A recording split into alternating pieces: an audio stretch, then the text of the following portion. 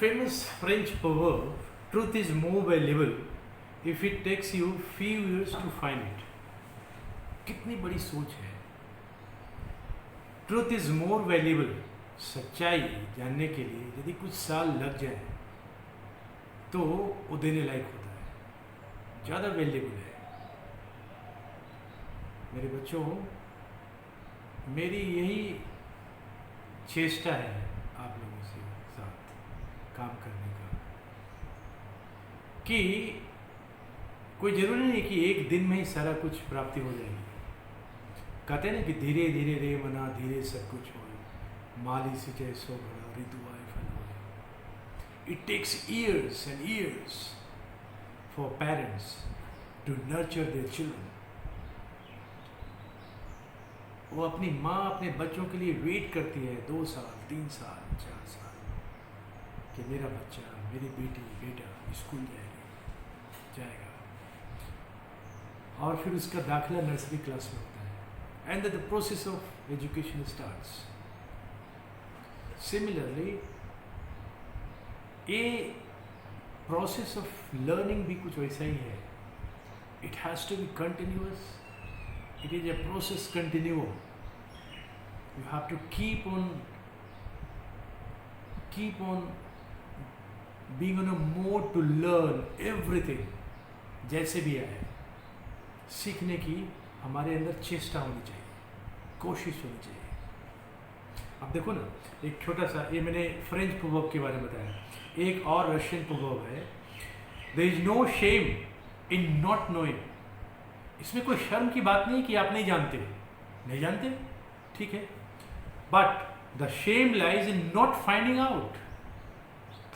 मेरा कहने का मतलब ये है कि इसमें कोई शर्म की बात नहीं कि आप नहीं जानते, लेकिन शर्म की बात इसमें ज़रूर है मेरे दोस्त, मेरे बच्चे, कि आपने कोशिश नहीं किया, आपने अपने तन मन को यत्नशील नहीं बनाया. अदरवाइज देखो ना, समुद्र है, जिन दूड़ा 3 पाइयाँ गहरी पानी पैट, रे बौरी डूमन री रहे किनारे बैठ. जो गोता लगाता है उसी के अंदर वो फीलिंग आती है कि now let me go deep down the sea and find out what is गहरी पानी पैट, मोती को मुझे पाना है.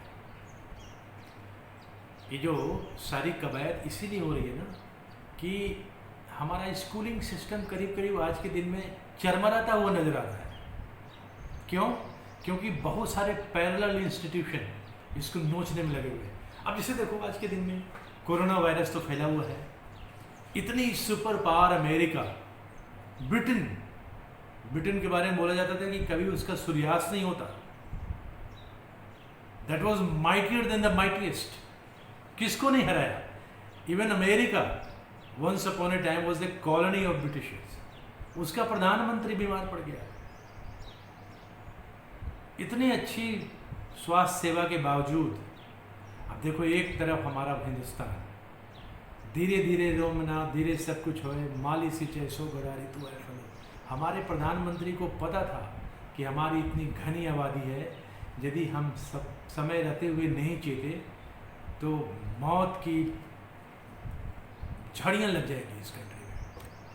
अभी भी बहुत सारे लोग लगे हुए हैं मौत फैलाने के लिए, लेकिन फिर भी हमारे प्रधानमंत्री की सोच समझदारी से हम लोगों ने कोरोना के ऊपर कंट्रोल किया. मैं फिर वापस आता हूँ. There is no shame in not knowing. इसमें कोई शर्म नहीं है. आप नहीं जानते हो, कोई बात नहीं, किसी ने बताया नहीं होगा. अब जैसे देखो, कल मैंने बताया था कि जो बच्चा स्कूल जाता है, स्कूल में पढ़ाई होती है, सारे पाठ्यक्रम की चीज़ों को पढ़ता है, she is a good child.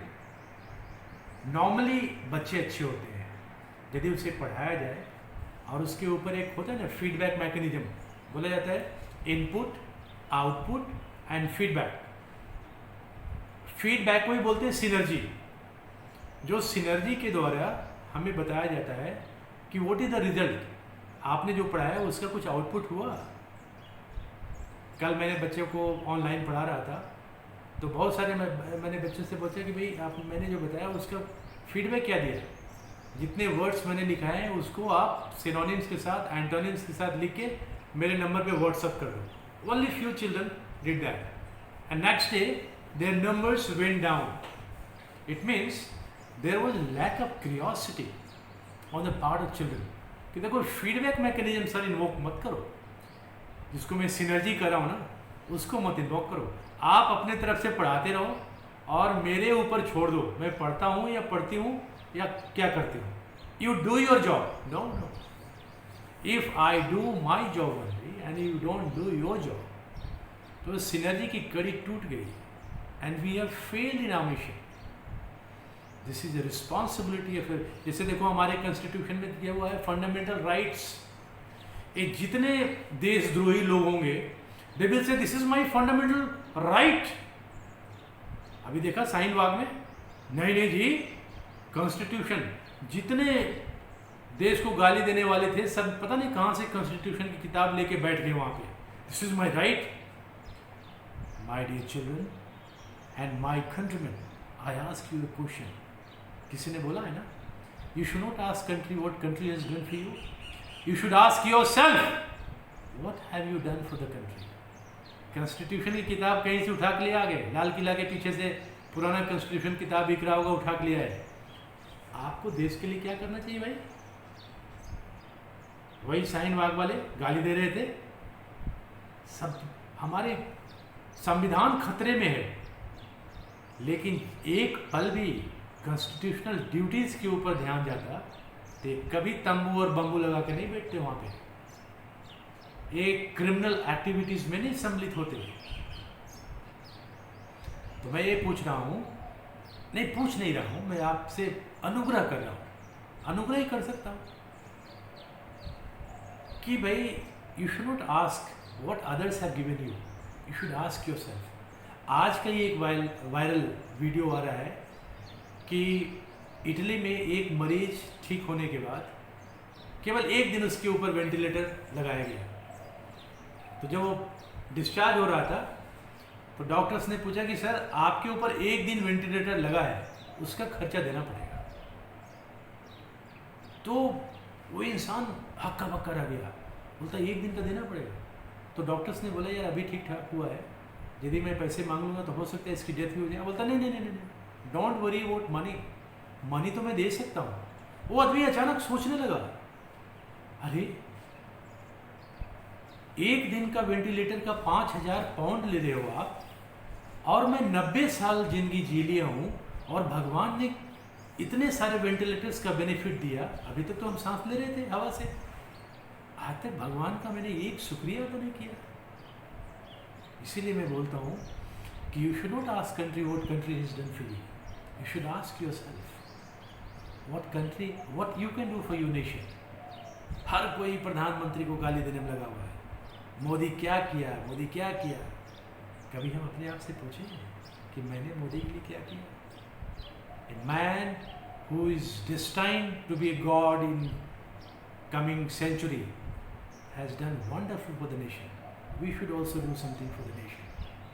Or student, to seekers, education seekers, they must do something first for themselves and then for the nation. बच्चों, आज का जो मेरा शब्द है ग्रेसफुल। अब देख लेना, जो ग्रेसफुल मैंने ऑ इंस्पायरिंग, सम्पचुअस और जो वर्ड्स मैंने अभी तक दिए हैं आपको, इसका भी समावेश होगा इन वर्ड्स में, क्योंकि मैंने बताया कि nothing is independent, everything is dependent. Last to last days I use the word book, I am reading a book, but criminal has been book under national security act. एक वर्ड की usages कैसे noun में हुई और कैसे verb में। उसी तरीके से if you know the meaning of a word, you can know how to use the sentences and how can use the word in different format of parts of speech. Therefore, there should be very clear-cut clarity in our mind that no, जिस subject के बारे में पढ़ रहा हूँ या पढ़ रही हूँ उसके अंदर क्लियर कट अंडरस्टैंडिंग होनी चाहिए कि मुझे ये चीज़ करना है और पूर्ण विश्वास के साथ उसे पढ़ना है। आज का वर्ड है ग्रेसफुल। ग्रेसफुल का मतलब क्या हुआ? हैविंग और शोइंग ग्रेस और एलिगेंस। क्या ग्रेस क्या हुआ? कहते हैं by the gods grace, Hindi बोलते हैं कृपा। आपकी कृपा हो जाएगी भगवान तो हम धन्य हो जाएंगे। आपका ग्रेस एक वर्ड है। और एलिगेंस, एलिगेंस क्या होता है? डिसेंसी। कितना लायक है। ओह, बंदे के अंदर इतनी डिसेंसी है कि कभी कभी देखते हो नई नई नवेली बहू आती है, हाउ इज योर बहू?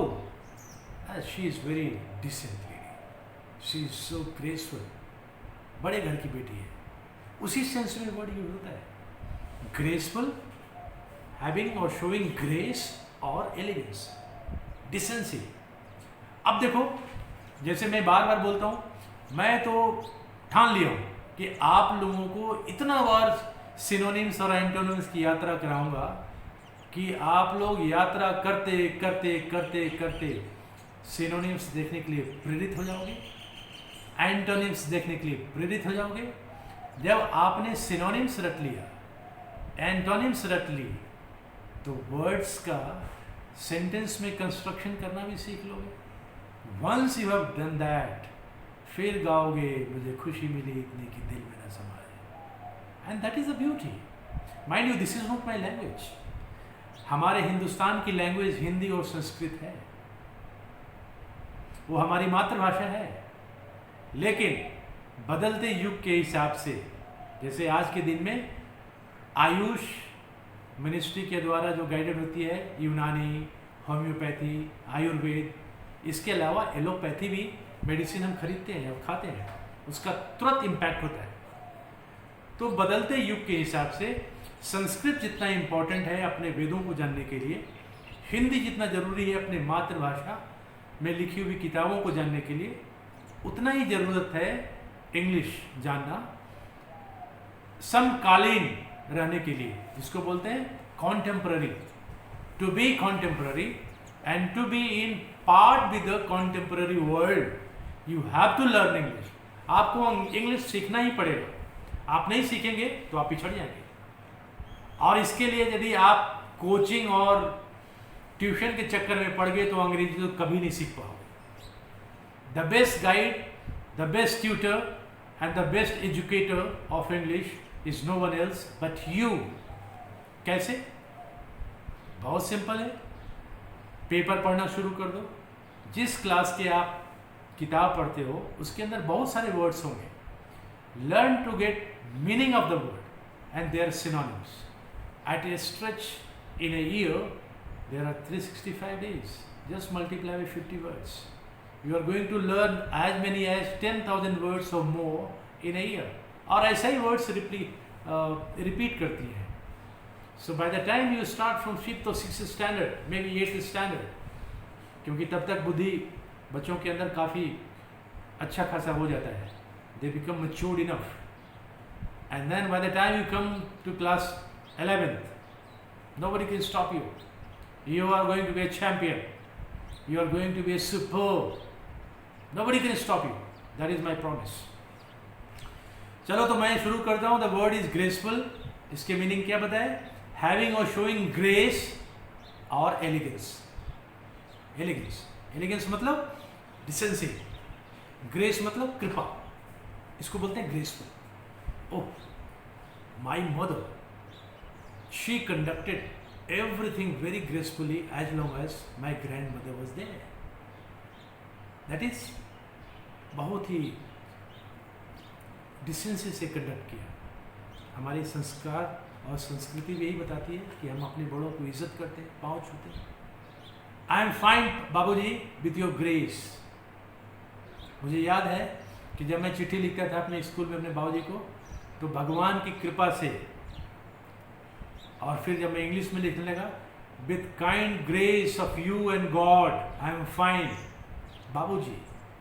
These were the words that we used to write when we were students. आजकल लोग उसी बाबूजी को रिप्लेस कर दिए पापा, मम्मी, डैडी. मम्मी के बाद मम्मा भी बोलने लगे. खैर, दीज आर योर चॉइसेस. लेकिन जो मज़ा पहले बाबूजी और माताजी में आता था, शायद अब मम्मा में और पापा में नहीं आता होगा. खैर, It is for them to say which one is better to spell out. Anyway, now I'll start with the word synonyms. What are the synonyms of the word graceful? Elegant. बताया अभी elegant कितना decent है यार. Elegant, ELEGANT. अब इसका देखो description कैसा होता है, कैसा स्पीच था. ओह, स्पीच वॉज एलिगेंट, सुपर्ब, बहुत अच्छा लगा सुनने में. That is called elegant. Stylish. अब जब कभी कोई अच्छे पंक्चुएशन के साथ, अच्छी एक्सेंट के साथ बोलता है तो it really sets into your mind. Oh, she speaks better. He speaks very nicely. His speech was stylish. Tasteful. क्या डिबेट में इस बच्चे ने क्या वर्ड सिलेक्शन किया है. जज की कमेंट्स आती है जब फर्स्ट सेकंड थर्ड की जब अनाउंसमेंट होती है. The speech was superb and the kind of words he chose, that shows that the words, the selection, the types of words were quite tasteful, refined. आप लोग खाते हो रिफाइंड तेल? कच्चे घानी का तेल नहीं खाना बोलते हैं. पहले तो सरसों का शुद्ध घानी खा, एक घानी का तेल हुआ करता था. अब कच्चे घानी का तेल नहीं खा करके refined oil. There are many kinds of oil in the market. Refined oil. उसी तरह से बिहेवियर भी, it could be very crude, बहुत ही अनपॉलिश्ड, अनसोफिस्टिकेटेड, और रिफाइंड बहुत ही पॉलिश्ड है. कोई बात को सोच समझ के जो बोलने की जिसको कला होती है उसको बोलते हैं she is very refined in her behavior. Sophisticated, SOPHISTICATED. The children, those who have been nurtured better, they are very sophisticated children. बोलते हैं. किसी बच्चे की लालन पालन अच्छी हो तो बोलते हैं he is very sophisticated boy, she is a very sophisticated girl. इसकी अपब्रिंगिंग बहुत अच्छी हुई है. और आजकल रतन टाटा की देख लो, उनके वर्ड्स देख लो, या फिर नारायण मूर्ति साहब की स्टेटमेंट पढ़ लो कहीं पे. He looks very sophisticated, he looks very elegant, he looks very stylish. The kind of words, the selection of words are so refined with good taste. These are the meanings of the word. Fashionable, culture, CULTURED. वही same culture. किस culture से आते हो? कहीं बोलता है ना, देखो इसने अपनी कल्चर बता दी, किसी ने किसी को गाली दे दिया. We do not consider that to be of graceful behaviour. इसे अनकल्चर्ड. और किसी ने बहुत बढ़िया बिहेव किया, वो this lady is so cultured. कितना बढ़िया से इन्हें घर पे इन्होंने एक्सेप्ट किया, मेरे को रिसीव किया. She is a cultured lady. Cultivated, एक वर्ड मैंने बताया था, कल्टिवेटेड. कहता है कि जो वृक्ष फला होता है वो नब जाता है. जो खेत जिसमें फसल लग जाती है वो बोलता है खेत कल्टिवेटेड है. उसी तरह से जिसके दिमाग में और जिसके पर्सनालिटी में अच्छाई कूट कूट के भरी होती है उसको बोलता है शी इज़ और he is very very they are very cultured man. जो खेत फसल से भरा होता है उसको बोलते हैं कल्टिवेटेड फील्ड. उसी तरह से वी आर ऑल्सो कल्टिवेटेड और बैरन. अच्छाई हमारे अंदर है या केवल बुराई ही है? Mind you, we are discussing with the word graceful. यहाँ पे कल्टिवेटेड मतलब those who have some purposeful, meaningful attributes to their personality. Appealing, APPEALING, appealing. Lovely, charming, CHARMING. Polished, एक होता है क्रूड, एक देखो कच्चा छिला हुआ, एक होता है पॉलिश्ड, देखने में अच्छा लगता है. हो सकता है आजकल मेडिकल साइंस में बोलते हैं कि पॉलिश दाल नहीं खानी चाहिए, लेकिन चलो दाल नहीं खानी चाहिए, न्यूट्रिशनल पॉइंट ऑफ व्यू से अलग होगा, लेकिन देखने के पॉइंट ऑफ व्यू से polish is consider to be looks graceful. क्योंकि आजकल हर दिन कुछ समय के बाद जो कल तक बुरा था आज अच्छा लगने लगता है. कभी कभी गरीब लोग मोटा अनाज खाते हैं, ज्वार, बाजरा. अभी शहरों में चले जाओ तो बोलते हैं I am eating flower of multiple grain. Very good roughage, उसके अंदर रफेज होता है, जो पहले कल तक मड़ुआ गरीब लोग खाते थे, आजकल वो फैशन है अमीर लोग। 5 स्टार में जाओ and that sells for a very high price. So that is as per the nutritional value of the grain cereal. Urban, अभी तक यही माना जाता है कि रूरल एंड अर्बेन, एक रूरल हो गया जो गांव वाला, अर्बेन जो कि शहरों में रहने वाला, शहरों के रहने वाले लोग को बोलता है अर्बेन, URBAN। और इसकी एसोसिएशन होती थी किससे? ग्रेसफुल। क्यों भाई? उसको टाई पहनने आ गया। कल किसी बंदे ने मेरे टाई के ऊपर कमेंट किया, your ties sir, why do you put in tie in this summer? But gentleman, this tie, maybe I am a product of the situations only, though maybe that this tie gives a kind of graceful look. It also could have been very, very, uncouth on my part to come undressed or in a dress which was not appealing. Therefore, to look nice. And why shouldn't I look nice? It is just to look or appeal better in your conscience. That's why we are coming in a presentable dress. Luxurious, LUXURIOUS, luxurious. Opulent, OPULENT, opulent. Mind you, if you are following me right from the day one, you find such words getting repeated every day. And once you develop the habit of following all the words in synonyms, then you find at the end of the day or at the end of the month that there are only few words you are left with. Otherwise, you realize suddenly that I know all the words, because most of the words are having similar or identical meaning with slight difference. Slight difference को क्या बोलते हैं? Subtle, SUBTLE, subtle. Subtle मतलब कम, बहुत मामूली। इसको बोलने में लगता है subtle, SUBTLE, लेकिन subtle होता नहीं है। This is called subtle, SUBTLE। इसमें TLE जो है ना, T जो है साइलेंट है, that's why it is spelled as subtle. बहुत मामूली, बहुत छोटा सा difference, this is subtle difference. But what you have to find out, you have to just find out what are the differences wherein you have to be master of. Once you develop that master, the art of getting master over the subject, sky the limit. And now antonyms, इसका उल्टा,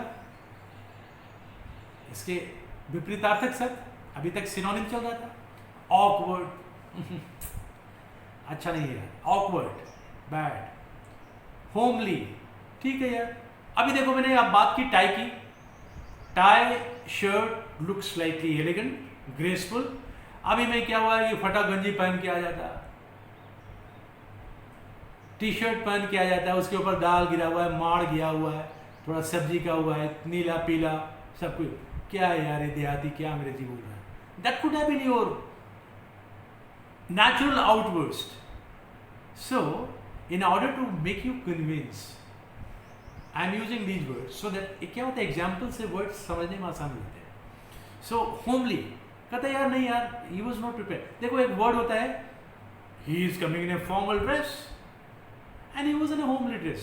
मतलब क्या हुआ, लुंगी धोती पहन के आगे बैठ गया, गमछा ऊपर डाल दिया। गमछा खराब बात नहीं है, but this is in a category of homely. Course, अभी मैंने बात किया ना, कोर्स ग्रेन सूखा, और दूसरा वर्ड है क्या, polished. Polish comes under graceful and this comes under ungraceful. Crude क्या है, ही उसने बहुत बेहूदगी से बात की, उस बेहूदगी को क्या बोलते हैं, क्रूड लैंग्वेज। क्रूड CRUD, वही क्रूड, क्रूड तेल, क्रूड ऑयल की इंपोर्ट करती है इंडिया, उसको रिफाइन करके your petrol and diesel is supplied for your consumption. So crude is unsophisticated, inelegant, not graceful, disproportionate. कभी देखते हैं ना भाई कितना smart, Amitabh Bachchan looks very handsome, Dharmendra was a real human. उसी तरह से कोई एक सामने किसी कसाई का चेहरा दे दो, इधर बतौड़ा, इधर ऐला, इधर मासा, कहते क्या यार, हिज फेस लुक्स, कहते अष्टवक्र, इसका चेहरा यार कितना डिसप्रोपोर्शनेट लगता है, इधर माथा फुला हुआ, इधर नाक के ऊपर इतना बड़ा बतौड़ा गिरा हुआ. That does not look nice. What a disgusting character he is. बोलते ना, you bloody look like totally disgusting, disproportionate, fat, पेट फेंका हुआ, सांसें लिए जरा, मतलब it looks totally uncouth, inelegant, rough, stiff, तो हिलता डुलता नहीं हो, ungraceful, irregular, ugly, careless, unhandy, unattractive. ये सारे words smiley, these are antonyms. Graceless, rigid, uneven, inept, INEPT. So, idea is, I just gave you one word, graceful, and I just took around 28 words which was synonyms and roughly around 22 words in antonyms.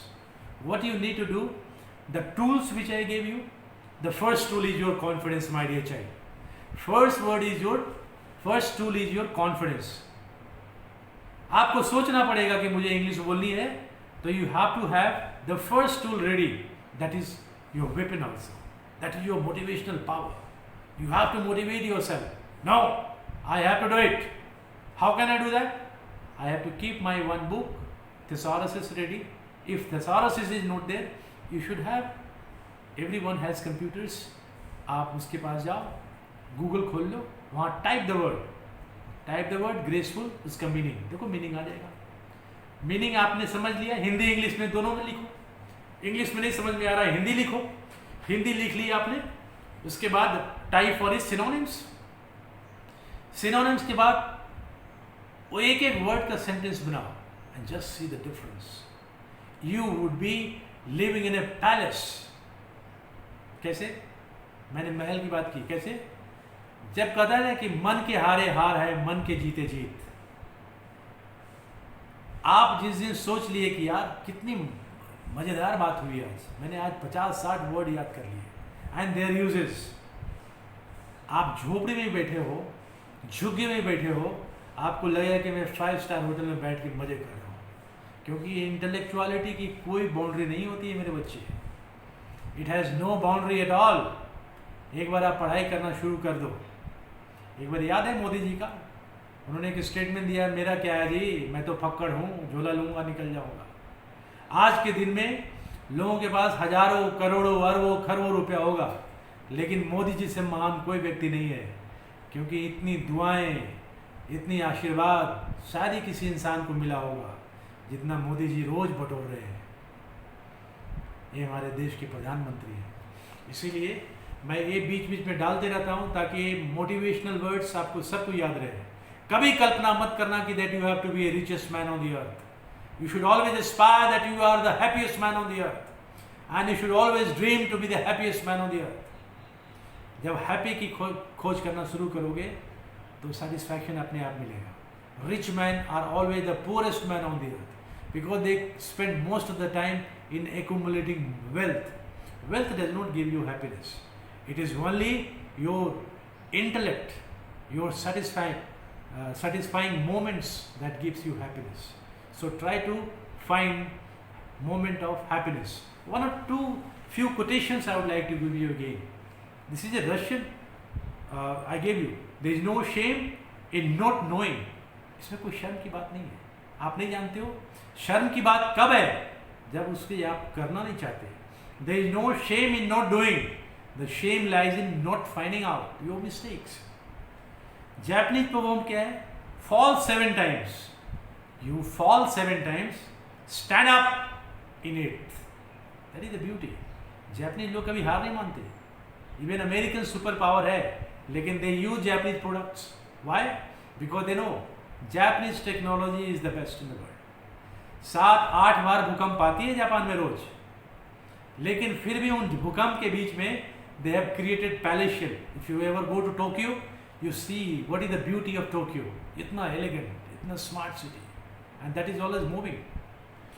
And there is one famous Italian proverb: if you cannot live longer, live deeper. यदि आप लंबा जीवन नहीं जी सकते हो तो जो जीवन जिए हो उसके अंत तक जाओ। तो वही कहने का मतलब है कि मीनिंगफुल लाइफ जियो, तब मजा आएगा। So my dear children, today I gave you the word graceful and I seek a word of promise from you that you will not only learn the word from the dictionary, you would also look for its synonyms, antonyms, and start constructing a sentence. Look for a mirror in your drawing room or on a terrace, maybe around 3 feet by 2 feet. Stand up in front of it and start speaking and just see the magic. Within a month or so, you would be a terrific speaker with having lots of word power at your disposal. Thank you very much.